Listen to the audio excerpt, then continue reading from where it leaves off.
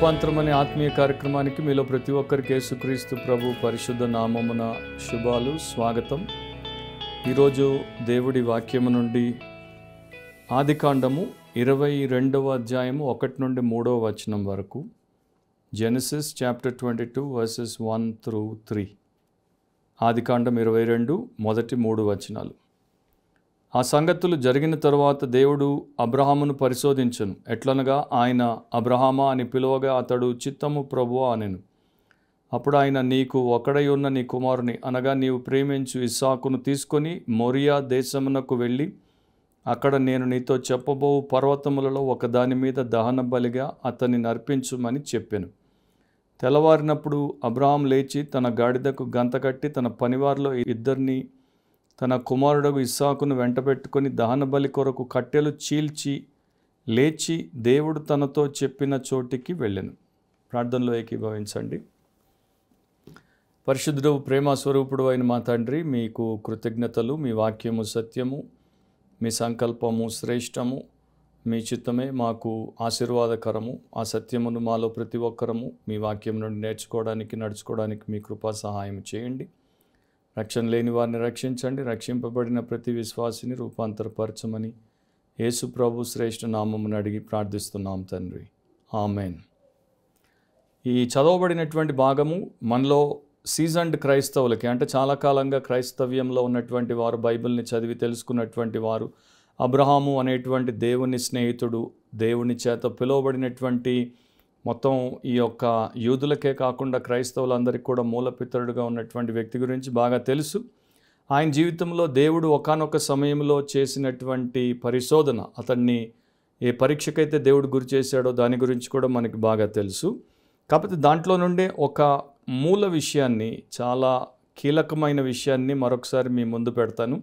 బహుశా అంతకు మునుపు ఈ రకంగా మీరు దాన్ని చూసి ఉండకపోవచ్చు, ఆలోచించి ఉండకపోవచ్చు. అట్లాంటి స్థితిలో మీరు ఇప్పుడు లేకపోవచ్చు. మన అంశం ఏంటంటే ఒబే ఇన్స్టెంట్లీ, వెంటనే విధేయత చూపండి, వెంటనే విధేయత చూపండి. సో దేవుడు అబ్రాహాముతో మాట్లాడుతున్నాడు. అబ్రాహామును దేవుడు పిలిచాడు. పిలవగానే చిత్తము ప్రభు అని అబ్రాహాం పలికాడు. సో దేవుడు అబ్రాహాముకు ఒక ఆదేశాన్ని ఇచ్చాడు. ఆదేశం ఏంటి? చాలా స్పష్టంగా దేవుడు అతనికి ఏమి చేయాలో చెప్పాడు. నీకు ఒక్కడై ఉన్న నీ కుమారుణ్ణి అనగా నీవు ప్రేమించు ఇస్సాకుని తీసుకొని మోరియా దేశానికి వెళ్ళు. అక్కడ నేను నీతో చెప్పబో పర్వతముల్లో ఒక దాని మీద దహన బలిగా అర్పించమన్నాడు. సో లేక జన్మించినటువంటి కుమారుడు, తాను ప్రేమించే కుమారుడు, తనకున్న ఒక్కగానొక్క కుమారుడు, అండ్ దేవుడు వాగ్దానము చేసి ఇచ్చినటువంటి వాగ్దాన పుత్రుడు, అతన్ని పర్వతం మీదకి తీసుకెళ్ళి దహన బలిగా దేవుడి కొరకు అర్పించమని దేవుడు చెప్పినప్పుడు అబ్రహాం విన్నాడు. అండ్ అబ్రహాం నోట్లో నుండి ఒక మాట కూడా దేవుడితో ఆ సమయంలో పలుకబడినట్లు మనం చూడం. శాసనం ఇవ్వబడింది, శిరసా వహించాడు. అండ్ ఆ టైంలో మీరు ఒకవేళ నిజంగా అబ్రహామును చూడగలిగి ఉంటే, దగ్గర నుండి చూసినా దూరం నుండి చూసినా, ఆయన చాలా కామ్గా కనబడి ఉంటాడు. అంటే నిమ్మలంగా కనబడి ఉంటాడు, ప్రశాంతంగా కనబడి ఉంటాడు. దేవుడి పట్ల తనకున్నటువంటి నిబంధనలో నిష్ఠ చూపించేటువంటి వానిగా నిలబడి ఉంటాడు. అండ్ దేవుడు ఏది చేసినా కూడా సరిగానే చేస్తాడు. దేవుడు నా యొక్క ఆరాధనకు, విధేయతకు యోగ్యుడు కనుక దేవుడు చెప్పిన దాన్ని నేను తప్పకుండా వెంటనే జరిగించాలి అనేటువంటి ఉద్దేశంతో ఉండి ఉంటాడు. ఆ యొక్క ధైర్యం, విశ్వాసం దేవుడి మీద ఆయనకి ప్రగాఢంగా ఉంది. కనుక ఏం చేశాడు? ఇంత గొప్ప విషయాన్ని దేవుడు చెప్తే తెల్లవారగానే, ఆ రాత్రి ఎంతసేపు పడుకున్నాడో లేడో కూడా మనకు తెలీదు. కానీ ఎందుకు పడుకోలేదు అనేది నేను చెప్తాను. ఎందుకంటే ఎంత త్వరగా పోయి దేవుడి చిత్తాన్ని చేద్దాం, దేవుడి ఆదేశాన్ని గైకొందాం అందుకని పనుక్కొని ఉండకపోవచ్చు. అంతేగాని నన్ను దేవుడు నా ఒక్కగానొక కుమారుడిని ఇచ్చేయమన్నాడు, లేక పుట్టిన ఇస్సాకును, ఇంతవరకు ప్రేమించిన ఇస్సాకును, మాకు సంతోషాన్ని తెచ్చిన ఇస్సాకును మేము చూడము, అతన్ని దహన బలిగా, అంటే అది కాల్చేయడం అనమాట, బూడిదగా మిగిలిపోతాడు బిడ్డ, ఆ ప్రకారము మేము చేయాలి, అది కూడా నేనే చెయ్యాలి అనే ఆలోచనలతో నిద్ర రాకుండా పీడకలలతో పీడించబడలేదు. దేవుడి చిత్తానికి తను తాను సిద్ధపరచుకున్నాడు. ఫ్లోరెన్స్ నైటింగేల్, ప్రపంచ ప్రఖ్యాతిగాంచినటువంటి మరి వ్యక్తి, విశ్వాసురాలు, అండ్ ఎంతోమంది జీవితాలకు మేలు చేసినటువంటి గొప్ప నర్సు. ఆమె 30 ఏళ్ల సంవత్సరములో, ఆమెకు 30 ఏళ్ళు వచ్చినప్పుడు డైరీలో ఇట్లా రాసింది, ఇప్పుడు నాకు 30 సంవత్సరాల వయసు, ఈ సమయంలోనే క్రీస్తు తన కార్యమును ప్రారంభించాడు. ఇక ఏమాత్రము పిల్ల చేష్టలు ఉండవు, ఇక ఏమాత్రము వ్యర్థమైన విషయములు ఉండవు. అంటే నా జీవితంలో ఇక పిల్ల చేష్టలు ఉండవు, వ్యర్థమైన విషయాలు ఉండవు. ఓ ప్రభువా, ఇక నుండి నేను కేవలము నీ చిత్తమును గురించే ఆలోచించున్నట్లు చేయుము అని ప్రార్థన చేసింది, రాసింది. ఆమె జీవితం అట్లాగే ఉండింది. ముగింపుకు వచ్చేసరికి చాలా శ్రేష్టమైనటువంటి ఒక ప్రపంచ ప్రఖ్యాతిగాంచినటువంటి నిస్వార్థంగా ఇతరుల క్షేమం కొరకు పాటు పాడినటువంటి మరి వీర వనితగా ఆమెను గుర్తించినప్పుడు ఆమెను అడిగారు, మీ జీవితం వెనుకున్న రహస్యం ఏంటని. ఆ మంది నాకు తెలిసిందల్లా ఒక్కటే, ఆ ఒక్కటే ఏంటో నేను చెప్తాను. నేను దేవుడికి ఇవ్వవలసినది ఏది కూడా ఇవ్వకుండా నా యొద్ద పెట్టుకోలేదు. అంటే నేను దేవుడు ఏం అడిగినా ఇచ్చాను, ఏం చేయమన్నా చేశాను. అదే నా జీవితపు విజయ రహస్యం. అట్లా చాలామంది ఉండరు. 100కి 1 ఫ్లోరెన్స్ నైటింగేల్గా ఉన్నా కూడా ఈ దినాల్లో మనము ముక్కున వేలేసుకోవాలి. సో అబ్రహాముని తీసుకుంటే ఇన్క్రెడిబుల్ ఒబీడియన్స్ అంటారు. ఇన్స్టెంట్ ఒబీడియన్స్ అంటే వెంటనే తలొగ్గడము, వెంటనే తను దేవుడి చిత్తానికి అప్పగించుకోవడము, ఆయనకి విధేయత చూపడమే కాదు, ఇన్క్రెడిబుల్ ఒబీడియన్స్ అంటే అసాధారణమైనటువంటి, మనము అసలు మాట్లాడడానికి కూడా మనకి చాలా గొప్ప ఉన్నతమైనటువంటి అంశముగా అనిపించేటువంటి విధేయతను చూపాడు. దేవుడేంటి, నా కుమారుడిని ఎవరినైతే వాగ్దానము చేసి వీడి ద్వారా నీ సంతానము పెరుగుతుంది, ఆకాశ నక్షత్రములంతా, భూమి మీద ఉన్నటువంటి ఇసుక రేణువులంతా అని చెప్పి ఆ బిడ్డను అడుగుతాడేంటి? దేవుడు నాతో నిజం చెప్పలేదా? ఈ దేవుణ్ణి నేను నమ్మొచ్చా? దేవుడై ఉండి దహనబలిగా మానవుడిని కోరుతున్నాడేంటి? ఇది ఎప్పుడు మేము కని విని ఎరగలేదే, అన్యుల ఆరాధనలో భాగముగా ఉందే ఈ సంగతి అని ఆయన ఏమీ మాట్లాడలేదు, ఆలోచించలేదు. అండ్ ఎవరి దగ్గరికి పోయి డిస్కషను పెట్టలేదు, సంప్రదింపులు చేయలేదు. ప్రొఫెసర్ రోలండ్ హెచ్ బెయింటన్ అనే ప్రొఫెసర్ ఏమంటాడంటే, ఒకవేళ అబ్రహాం ఈ విషయం ఎవరి దగ్గరైనా ప్రస్తావించి ఎవరితో అయినా మాట్లాడి ఉంటే వారు తప్పకుండా అతడిని దేవుడి మాటను గైకొననివ్వకుండా అడ్డుకునేవారు. నీకు బుద్ధుందా? నీ బిడ్డను దహనబలిగా అర్పిస్తావా? దేవుడు మాట్లాడా? దేవుడు ఎందుకు మాట్లాడతాడు? అట్లా దేవుడు మాట్లాడు అని నానా రకాలు, మీకు తెలుసు ఎన్ని రకాలుగా మనుషులు మాట్లాడతారో, మనం మాట్లాడతాం. అట్లా చెప్పి అతడు దేవుడికి లోబడకుండా అతన్ని ఆపేసేవారు, అతడు దేవుడి చిత్తం చేయకుండా అతన్ని వారు పట్టేసేవారు. సో అతడు ఎవరితో మాట్లాడలేదు. ఇది చాలా మంచిది. దేవుడు నీకు ఏదైనా చెప్తే అది దేవుడు అని నీకు తెలిస్తే నువ్వు ఎవరిని అడగాల్సిన అవసరం లేదు. కన్సల్టేషన్ అవసరం లేదు. 10 మంది సేవకుల్ని అదే విషయం అడిగిన తర్వాత కన్సల్ట్ చేసిన తర్వాత వారి దేవుడి చిత్తం చేయమని చెప్పిన తర్వాత నువ్వు దేవుడి మాట వినకపోతే నీవు ఇంకా డబుల్ ఇన్సల్ట్ చేసినట్టు దేవుడిని. అండ్ ఈ రోజుల్లో అట్లాంటి క్రైస్తవులే 100కి 98 ఉన్నారు. సో ఇది ఎక్స్పీరియన్స్ ద్వారా చెప్తున్నాను. ఎందుకంటే ఇది దేవుడి చిత్తమని వారికి చెప్పినప్పుడు వారు చేయడానికి ఎంత విలవిల్లాడిపోతారో వారి ముఖం చూసి, వారి బాడీ లాంగ్వేజ్ చూసి, వారి మాటల్ని చూసి ఎక్స్పీరియన్స్తో నేను చెప్తున్నాను. సో అబ్రహాము తెల్లవారినప్పుడు లేచాడు, గాడిద గంత కట్టాడు, పనివారిలో 2 ఏర్పరచుకున్నాడు, కుమారుడిని ఇస్సాకును వెంటబెట్టుకున్నాడు, దహనబలి కొరకు కావాల్సిన కట్టెల్ని చీల్చాడు, దేవుడు చెప్పిన చోటికి బయలుదేరిపోయాడు. సో ఎంత శ్రేష్టమైనటువంటి మనిషి చూడండి. ఆ 3 దినాలు ఎవరితో అయినా మాట్లాడాడో లేదో మనకు తెలియదు. 3 దినాలు అతడు ఎంత లోపల మరి ఆ యొక్క బాధ అంటారో లేకపోతే సంతోషం అంటారో ఏమంటారో మనకి ఒక రోజున దేవుడు చూపించినప్పుడు మనకు తెలుస్తుంది. కానీ ఒక భక్తుడు, పాతకాల భక్తుడు ఏమంటాడంటే, ఆ 3 దినాలు అబ్రహాములో ఉన్న మొత్తం అంతా చచ్చిపోయింది, ఒకటే చావకుండా మిగిలింది. ఆ ఒకటేంటంటే దేవుడి మాట విను, దేవుడి మాట విను, దేవుడి మాట విను. దేవుడి మాట విను అన్నది ఒక్కటి తప్ప అబ్రహాముని ఇంకేం బతికించలేదు. మిగతా అంతా అబ్రహాములో చచ్చిపోయింది.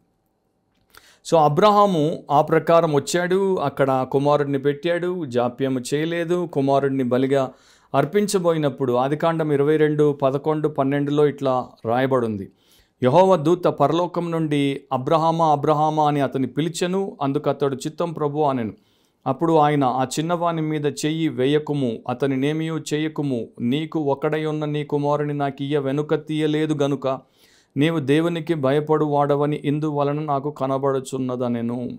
సో నీకు ఒకే ఒక కుమారుడు, అతన్ని ఇవ్వడానికి నీవు వెనుక తీయలేదు, వెంటనే చేసావు కనుక నీవు దేవుడికి భయపడు వాడవని ఇందువలన నాకు కనబడుతుంది. సో విధేయత చూపేవారు ఎవరు అంటే దేవునికి భయపడేవారు. ఎవరు అవిధేయులు అంటే ఆయన మాటల్లో, ఇది దేవుడి మాట, ఒక పాస్టర్ మాట, ఒక ఇవాంజలిస్ట్ మాట, ఒక భక్తుడి మాట కూడా కాదు, దేవుడే చెప్తున్నాడు, నాకు భయపడేవాడు నాకు లోబడతాడు, నాకు లోబడని వాడు నాకు భయపడట్లేదు. As simple as that. ఇక దాని గురించి మనకి ఫార్ములాలు అవసరం లేదు. నువ్వు దేవుడి మాట వినట్లేదంటే నువ్వు దేవుడికి భయపడట్లేదు, నీకు దేవుడి భయం లేదు, నీలో దేవుడు అంటే ఏ రకమైనటువంటి గౌరవము లేదు. నేను భక్తుడిని, భక్తుపరురాల్ని, ప్రార్థనాపరురాల్ని, బైబిల్ పండితురాల్ని, అంతా నాన్ సెన్సే, అంతా సున్నే, అంతా బూడిదే. నీకు దేవుడి భయం బొత్తిగా లేదు. సో ఈ రోజున చాలా చిన్న చిన్న విషయాలకు కూడా మనము దేవుడి మాటను చేయడానికి వెనుక తీస్తూ ఉంటాం. సో ఆయనేమో దేవుడి మాటను గైకొనడానికి వెనుక తీయలేదు, మనమేమో దేవుడి మాటను గైకొనకుండా వెనుక తీస్తుంటాం. అట్లాంటి మనమందరం కూడా దేవుడు అంటే భయం లేనటువంటి వారమే. సో అబ్రహాము తన యొక్క హృదయమంతటితో ప్రేమించినటువంటి ఏకైక కుమారుడిని బలిగా ఇవ్వడానికి, సాక్రిఫైస్ చేయడానికి సిద్ధపడిపోయాడు. ఆయన జీవితంలో ఉన్న అతి ముఖ్యమైన సంతోషాన్ని, వంశోద్ధారకుడిని ఇచ్చేయడానికి సంతోషముగా సిద్ధపడ్డాడు. అండ్ అసాధారణమైన రీతిలో భార్యాభర్తలు ఇద్దరు వృద్ధులుగా మారిన తర్వాత, మృతతుల్యులైనప్పుడు, వారి శరీరాలు స్వతహాగా గర్భము దాల్చినటువంటి స్థితికి వచ్చినప్పుడు, అమోఘమైన రీతిలో గర్భఫలముగా దేవుడిచ్చినటువంటి ఆ గర్భఫలమును త్యాగము చేయడానికి సిద్ధపడిపోయాడు. అండ్ ఈ బిడ్డ ద్వారా లోకమంతా దీవించబడుతుందన్నాడు. ఆ బిడ్డని ఇప్పుడు ఇవ్వడానికి అబ్రహాము సిద్ధపడిపోయాడు. రేపు మనుషులు అడిగితే ఏం చెప్పాలి? నువ్వు జనములకు తండ్రి, జనముల తండ్రి అని అబ్రహాం అని పేరు పెట్టుకున్నావు, నీకు ఒక్క బిడ్డ కూడా లేడే అని అడిగితే దాన్ని చెప్పడానికి కూడా సిద్ధపడిపోయాడు. తన వృద్ధాప్యంలో తనకు ఆసరా అనుకున్నటువంటి తన కుమారుణ్ణి దేవుడు అడిగితే ఇచ్చేయడానికి అతడు సిద్ధపడిపోయాడు. అండ్ అంతకుముందే ఆయన కన్నటువంటి ఇష్మాయేలు, దేవుడు చెప్పాడు ఇతడు నీ కుమారుడుగా ఉండడు, ఇతని ద్వారా నేను దీవించిన అతన్ని పంపేయమంటే పంపేశాడు. సో అక్కడు మొదటివాడు వెళ్ళిపోయాడు, మూలమైన వాడు, అసలైన వాడు, ముఖ్యుడు, అతన్ని కూడా ఇచ్చేయమంటే ఇచ్చేయడానికి సిద్ధపడిపోయాడు. ఒక రకంగా చెప్పాలంటే అబ్రహాము తన సమస్తాన్ని దేవుడి కొరకు ఇవ్వడానికి సిద్ధపడిపోయాడు. అండ్ అబ్రహాం అన్నాడు, దేవుడి కన్నా నా జీవితంలో ముఖ్యమైనది మరొకటి లేదు, నేను దేన్నైనా వదులుతాను, దేవుడిని వదలను. ఇదొకటి గుర్తుపెట్టుకోవాలి. విధేయత చూపట్లేదు అంటే దేవుడిని వదులుతున్నాం. మనం అంటున్నాం ఇదే నాకు ముఖ్యం, నా ఉద్యోగం నాకు ముఖ్యం, దేవుడు లేకపోయినా పర్లేదు, నా ఇల్లు నాకు ముఖ్యం, దేవుడు లేకపోయినా పర్లేదు, నా ప్రిస్టేజ్ నాకు ముఖ్యం, దేవుడు లేకపోయినా పర్లేదు, నా సుఖం నాకు ముఖ్యం, దేవుడు లేకపోయినా పర్లేదు, నా వ్యసనం నాకు ముఖ్యం, దేవుడు లేకపోయినా పర్లేదు, నా ఇజ్జత్ నాకు ముఖ్యం, దేవుడు లేకపోయినా పర్లేదు. ఇదే మనము చేసేటువంటి అతి పెద్ద దుర్మార్గము. అండ్ దీన్ని ఎంత త్వరగా మానితే అంత క్షేమం. అండ్ ఇట్లాంటి అసాధారణమైన సూపర్ న్యాచురల్ ఇన్క్రెడిబుల్ ఒబీడియన్స్ క్రైస్తవుల్లో ఈ రోజుల్లో ఎంత అవసరం. సో క్రైస్తవులు చిన్న చిన్న విషయాలకు మరి వారు దేవుడి మాట వినడానికి ఇష్టపడరు, సిద్ధపడరు, లోబడరు. పాపం మానుబాబు అని చెప్తే దానికి ససేమిరా వారు సిద్ధపడరు. అండ్ వారి జీవితంలో ఇది చెడు, దీన్ని మీరు విడిచిపెట్టాలి, అది మీకు మరి చాలా చాలా దారుణంగా హేయమైనటువంటి రీతిలో దెబ్బతీసే అంశము అని చెప్పినా కూడా వారు దాన్ని విడవడానికి ఇష్టపడరు. మీ యొక్క లోక సంబంధమైనటువంటి కోరికలను, లోక సంబంధమైనటువంటి పాపిష్టి కళలను మీరు చెత్తకొండిలో పారేయాలి అంటే దానికి వారు సిద్ధంగా ఉండరు. అపవిత్రులకు దూరంగా ఉండాలి అంటే దానికి వారు సిద్ధంగా ఉండరు. భక్తిహీనమైన బైబిల్కి వ్యతిరేకమైన ఆచారాలు, అంశములను మానండి అంటే దానికి సిద్ధంగా ఉండరు. మీ ద్వారా ఎవరైతే ఆయాసపడ్డారో, ఎవరిని మీరు అవమానించారో, ఎవరికి మీరు అన్యాయం చేశారో వారి దగ్గరికి పోయి క్షమాపణ అడగండి అంటే దానికి వారు సిద్ధపడరు. అధికారానికి లోబడాలి అంటే సిద్ధపడరు. తగ్గించుకోవాలి అంటే సిద్ధపడరు. ఉపేక్షించుకోవాలంటే సిద్ధపడరు. మిమ్మల్ని మీరు కాదనుకొని సెలవునెత్తుకొని యేసును వెంబడించాలంటే సిద్ధపడరు. ఒక మాటలో చెప్పాలంటే ప్రతిదానికి దేవుడి వాక్యం వస్తుంటుంది, వారు ఇచ్చే ఒకే answer, not ready, not ready, not ready, not ready. Abraham ఏమో ever ready, ever ready, ever ready, ever ready, నేను ఎప్పుడు సిద్ధమే సిద్ధమే సిద్ధమే. కానీ వీరు మేము సిద్ధం కాదు, సిద్ధం కాదు, సిద్ధం కాదు. దేవుడి వాక్యము గైకొనడానికి వీరు సిద్ధం కాదు. మనము చాలామంది ఆ ప్రకారం ఉన్నాం. నేను మనుషులకి కౌన్సిలింగ్ చేసేటప్పుడు, చర్చ్ మెంబర్స్ అయినా బయట వాళ్ళు అయినా కౌన్సిలింగ్ చేసేటప్పుడు వాక్యానికి వ్యతిరేకంగా ఈ అంశం ఉంది, దీన్ని వెంటనే ఇక్కడే మీరు దాన్ని మానేయాలంటే వారి ఫేస్ ఎట్లా పెడతారంటే, అమ్మో ఈయన నా పీక నొక్కేస్తున్నాడు, నా ప్రాణం బీకేస్తున్నాడు, నన్ను చంపేస్తున్నాడు, ఇక్కడే ఆన్ ద స్పాట్ అన్నట్టు ఫేస్ పెడతారు. నేను వాళ్ళని చంపట్లేదు, వాళ్ళు పట్టుకున్నది వాళ్ళని చంపబోతుంటే నేను దాన్ని వదిలితే బతుకుతారంటే వాళ్ళు దాన్ని వదలడానికి ఇష్టపడరు. సో అట్లాంటి వారు అది తప్పని వారికి తెలుసు, అయినా కూడా దాన్ని విడిచిపెట్టడానికి వారికి మనస్సు లేదు. వారిని విశ్వాసులు అని ఎట్లా అంటాం, వారిని విధేయులు అని ఎట్లా అంటాం, వారిని యేసు అనుచరులు, వెంబడించువారు, నమ్మకమైన వారు, నిష్టగలవారు, లోకాన్ని కాలదన్నిన వారు అని ఎట్లా అంటాం, చిన్నదాన్నే విడిచిపెట్టనోడిని ఎట్లా అంటాం. సో అట్లా మీరు తీసుకుంటే ఎన్నో విషయాల్లో మీరేమై ఉన్నారో, ఇతరులు ఏమై ఉన్నారో దేవుడి వాక్యం మనకి స్పష్టంగా చూపిస్తుంది. అబ్రాహాముకి వెనువెంటనే విధేయత చూపేటువంటి అలవాటు ఉందని బైబిల్ మనకు చెప్తోంది. ఇంకొక చోట నేను మీకు చూపిస్తాను. ఆదికాండం 17వ అధ్యాయంలో, చాలా చోట్ల ఉంది కానీ ఆదికాండం 17 ఒక్కటి మీకు చాలు. 23వ వచనం, జెనసిస్ 17:23. అక్కడ దేవుడు అబ్రాహాంతో మాట్లాడతాడు. నాతో నిబంధనకు నిదర్శనగా ప్రతి పురుషుడు సున్నతి చేయించుకోవాలని చెప్తాడు. అప్పుడు అబ్రాహాం ఏం చేశాడు వినండి. అప్పుడు అబ్రహాము తన కుమారుడైన ఇష్మాయేలును, తన ఇంట పుట్టిన వారినందరినీ, తన వెండితో కొనబడిన వారినందరినీ, అబ్రహాము ఇంటి మనుషులలో ప్రతి వానిని పట్టుకొని ఒక్కడిని విడిచిపెట్టలేదు. దేవుడు చెప్పాడు ప్రతి పురుషుడికి సున్నతి చేయాలంటే ఇంట్లో ఎన్ని వందల మంది ఉన్నారో ప్రతి ఒక్కడిని, పనివాడిని, వెండితో కొన్నవాడిని, కన్నవాడిని, తనకు బంధువుగా ఉన్నవాడిని, ప్రతి ఒక్కడిని పట్టుకున్నాడు. అంటే దేవుడి మాట 100% చేయాలి, ఎవ్రీథింగ్ చేయాలి. సో ప్రతి ఒక్కడిని పట్టుకున్నాడు. దేవుడు తనతో చెప్పిన ప్రకారం ఆ దినమందే వారి గోప్యాంగ చర్మమున సున్నతి చేశాను. ఆ రోజే చేసేసాడు. సున్నతి చేస్తే వాళ్ళు పురుషులు కదలలేరు, బెడ్ మీద పడుకోవాలి 3 రోజులు, 4 రోజులు, 7 రోజులు. ఎందుకంటే అది బాధాకరమైనటువంటి ఒక ప్రొసీజర్. సో వాళ్ళు, అబ్రాహాము మాకు చాలా ముఖ్యమైన పని ఉంది, ఈ రోజు కాదు, నేను 8వ రోజు చేసుకుంటా, నేను 12వ రోజు చేసుకుంటా, నేను వచ్చే నెల చేసుకుంటా అంటే ఊరుకోలేదు. మన పనులు మనకి ముఖ్యం కాదు, మన యొక్క రాబడులు మనకు ముఖ్యం కాదు, మన ప్రాఫిట్లు మనకు ముఖ్యం కాదు, మన ఫ్యామిలీలు మనకు ముఖ్యం కాదు, మన ప్రయాణాలు మనకు ముఖ్యం కాదు, మనకున్నటువంటి ప్రాపగాండాలు మనకు ముఖ్యం కాదు. ఈరోజు దేవుడు చెప్పింది, దేవుడు చెప్పిన ప్రకారం ఫస్ట్ చేయడమే ముఖ్యం. అదే బ్రతకడానికి మనకు మూలమైన ఆశయం. అట్లా ఉంటే, ఒక క్రిస్టియన్ అట్లా ఉంటే ఈ రోజున ప్రపంచాన్ని క్రైస్తవులు తల్లకిందులు చేసేవారు. కానీ దేవుడి మాట వినకపోవడం చేత క్రైస్తవులు తల్లకిందులు అయ్యారు, లబోదిబోం అంటున్నారు. సో ఇక మీరు అర్థం చేసుకోండి. మార్టిన్ లూథర్ అనేవాడు నిజమైనటువంటి విశ్వాసి వై అనేటువంటి ప్రశ్నను, ఎందుకు అనే ప్రశ్నను సిలువేస్తాడు. నిజమైనటువంటి విశ్వాసి ఎప్పుడు కూడా దేవుడికి ఎందుకు, నన్ను ఎందుకు ఇట్లా చేయమంటున్నావు, నా దగ్గర ఎందుకు ఇట్లా నీవు వ్యవహరిస్తున్నావు, నన్ను ఎందుకు దాన్ని ఇవ్వమంటున్నావు అని అడగడు. He will obey without questioning. నిజమైన విశ్వాసి ప్రశ్నించకుండా లోబడతాడు. అండ్ నేను దేవుడు ఇది చేస్తే అది చేస్తాను, అది చేస్తే ఇది ఇస్తాను అని చెప్పేటువంటి విశ్వాసిని కాదు. నేను దేవుడిని ప్రశ్నించకుండా ఏం చేయమన్నా చేసేటువంటి విశ్వాసిని. అండ్ ఆ టైంలో అంటాడు, ours not to make reply, ours not to reason why, ours but to do and die. మనము అసలు జవాబు ఇవ్వడానికి మనకి అవసరం లేదు, ఎందుకు అని అడగడానికి కారణం అవసరం లేదు. మనది ఒకటే ఒక మూల ఉద్దేశం, అదేంటంటే చేస్తాము చస్తాము, నీ మాట చేస్తాము చస్తాము, అంతే. మేము బతకాల్సిన అవసరం లేదు. నీ మాట వినకపోతే మాకు అసలు బ్రతికెందుకు? నీకు అవిధేయత చూపుతూ, నిన్ను అవమానపరుస్తూ, నీకు విరోధులముగా మేము భూమి మీద ఇంకొక నానో సెకండ్ కూడా ఎందుకు బ్రతకాలి? That is harming your self. నీకు నీవు హాని చేసుకోవడం. తెలిసే వరకు చాలా ఆలస్యం అయిపోతుంది. తీర్పు రోజు మర్చిపోవద్దు. ప్రతిదీ దేవుడు చెప్పాడు, ప్రతిదీ దేవుడు లెక్కలోకి తీసుకుంటాడు, ప్రతి దేవుడు చేస్తాడు. సో లోక సంబంధులైనటువంటి విశ్వాసులకి, ఆత్మ సంబంధులైనటువంటి విశ్వాసులకి ఇది ఒక చాలా పెద్ద పరీక్ష. ఈ పరీక్ష నీవు ఎట్లా చేస్తున్నావు, దాన్ని ఎట్లా నీవు తీసుకుంటున్నావు, దాంట్లో ఎట్లా నీవు పరీక్షను రాస్తున్నావు, ఎట్లా దాంట్లో మెరుగవుతున్నావు అనేది చూసుకో. నెపోలియన్ దగ్గరికి మొదటిసారి ఒక వ్యక్తి, ఆయన యొక్క మరి ఆస్థానంలో ఉన్నటువంటి ఒక వ్యక్తి ఈ యొక్క బుల్లెట్ ప్రూఫ్ లాంటి కోట్ తీసుకుని వచ్చి ఇచ్చాడు. నెపోలియన్కి చెప్పాడు, దీనికి బుల్లెట్లు కొట్టినా, దీనికి వెంటనే ఈ యొక్క పదునైనటువంటి ఆయుధాలు గుచ్చినా, ఇది లోపల ఉన్నటువంటి శరీర అవయవాలు, ముఖ్యంగా గుండె, కాలేయము, కిడ్నీలకి ఇది హాని కలగకుండా కాపాడుతుంది అంటే నెపోలియన్ అన్నాడు, అవునా నిజమా, వేసుకో అన్నాడు. అతడు వేసుకున్నాడు. ఎందుకో అర్థం కాక వేసుకున్నాక చేతులు తీసి అట్లా నిలబడన్నాడు. నిలబడితే నెపోలియన్ పిస్టల్ తీసుకొని డబడబడబడబా పేల్చేశాడు తూటలు. నువ్వు ఏదైతే చెప్పావో అది నిజమో కాదో నేను నీ మీదే ప్రయోగం చేసి చూస్తాను కాల్చాడు. ఒకవేళ అది తూటాలను నివారించే బుల్లెట్ ప్రూఫ్ జాకెట్ కాకపోతే వాడికి 10-12 తూటాలు తగిలి చచ్చిపోయేవాడు.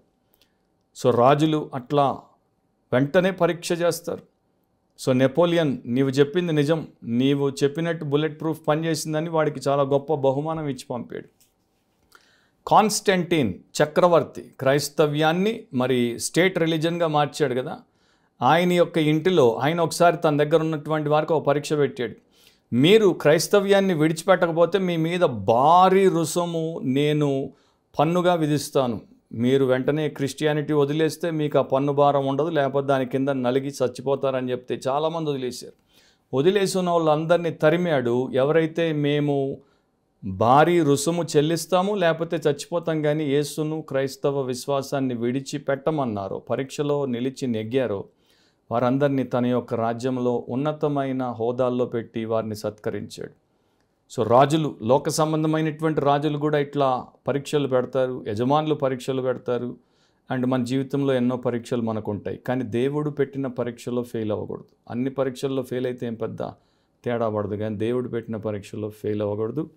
అండ్ ఈరోజున అబ్రహాము ఒక్కడే, యేసుక్రీస్తు తర్వాత ఎవరినైనా మనము మరి అంత ఇన్స్టెంట్ అండ్ ఇన్క్రెడిబుల్ ఒబీడియన్స్ చూపిన వ్యక్తి ఉన్నాడు అంటే అబ్రహాం అని చెప్పాలి ఫస్ట్. ఎందుకంటే ఆ ప్రకారము దేవుడి యొక్క కార్యమును ముందుగానే చిత్రీకరించి మనకి చూపించాడు. యేసుప్రభు కల్వరి సిల్వలో మనందరి నిమిత్తము తండ్రి చెప్పినప్పుడు పాపుల కొరకు ఆయన పరిహారము చేయడానికి, పాప ప్రాయశ్చిత్తం చేయడానికి బలియాగమయ్యాడు. ఎంత కిరాతకమైన మరణానికి దేవుడు ఆయన అప్పగిస్తే ఆయన అప్పగించబడ్డాడు. అండ్ మనల్ని ప్రేమించాడు కనుక తను తాను మన కొరకు అప్పగించుకున్నాడు. సో ఆయన్ని మనము ప్రతినిత్యము తలపోసుకుంటూ ఆయన దేవుడికి చూపిన విధేయతను మనం ముందు పెట్టుకుని మనం విధేయత చూపకుండా ఉండుట ఎంత మూర్ఖత్వం, ఎంత మోసం, ఎంత మదం. అట్లా మీరు ఎవరు ఉండక ఈరోజే ఇంకా పాప క్షమాపణ పొందకపోతే యేసుప్రభు నందు విశ్వాసం ఉంచండి, పాపం ఒప్పుకోండి, విడిచిపెట్టండి. ఆయన కార్చిన రక్తంలో కడగబడి శుద్ధి చేయబడండి, ఆయన ఆత్మతో ముద్రింపబడండి, ఆయన యొక్క జీవగ్రంథంలో పేరు రాయించుకోండి. దేవుడిని అబ్బా తండ్రి అని పిలిచేటువంటి భాగ్యాన్ని చేజేతులారా కోల్పోకండి, పరలోకానికి సిద్ధపడండి. రక్షించబడిన వారు ఇప్పటిదాకా మీరు ఈ రకంగా లేకుండా అవిధేయులై ఉంటే ఇప్పుడే ఆయన పాదాలు పట్టుకొని క్షమాపణ అడగండి, సరిచేయబడండి. దేవా, ఏది అడిగినా ఇస్తాను, ఏది అడిగినా ఇస్తాను, నీవు అడిగింది ఇవ్వకుండా ఇక్కడ నేను ఒక్క నిమిషం, ఒక్క సెకండ్ బ్రతకాల్సిన అవసరం లేదు అన్న తీర్మానంలోనికి రండి. ప్రార్థనలో ఏకీభవించండి. పరిశుద్ధుడు అయిన తండ్రి, మీ ప్రేమను బట్టి, మీ కార్యమును బట్టి, మీ యొక్క గొప్ప ప్రణాళికను బట్టి మీ కృతజ్ఞతలు. ఈ వాక్యమును విని ప్రతి ఒక్కరూ నొచ్చుకోవడానికి అండ్ హృదయంలో వారు వేదన చెందడానికి, వారి యొక్క విధేయత ఎంత పాలిపోయిందో, ఎంత వ్యర్థమైనదిగా ఉండిందో ఇప్పటిదాకా వారు తెలుసుకొని నిజంగా పశ్చాత్తాపడి మిమ్మును క్షమాపణ కోరి శుద్ధి చేయబడి విధేయతలో వారు వర్ధిల్లునట్లు చేయండి. ఇంకా విశ్వాసంలోనికి రాకుండా, విధేయులు కాకుండా పాపములోనే బతికి నాశనానికి సిద్ధమవుతున్న వారిని మీరు వెతికి రక్షించండి. మీరు మా అందరిలో హెచ్చింపబడి ఘనపరచబడి మహిమ పొందండి. ఇక నుండి నేను, మేము అందరము వెంటనే మీ వాక్యానికి తలొగ్గి విధేయులమౌటకు మాకు కృప దయచేయమని యేసు పవిత్ర నామమున ప్రార్థిస్తున్నాం తండ్రి. ఆమేన్. ప్రభు అయిన యేసుక్రీస్తు యొక్క కృప, తండ్రి అయిన దేవుని ప్రేమ, పరిశుద్ధాత్మ అన్యోన్య నిత్య సహవాసం అలా వెనువెంటనే దేవుడికి విధేయత చూపు ప్రతి ఒక్కరికి ఇప్పుడు ఎల్లప్పుడు సదాకాలం తోడై ఉండును గాక. ఆమేన్.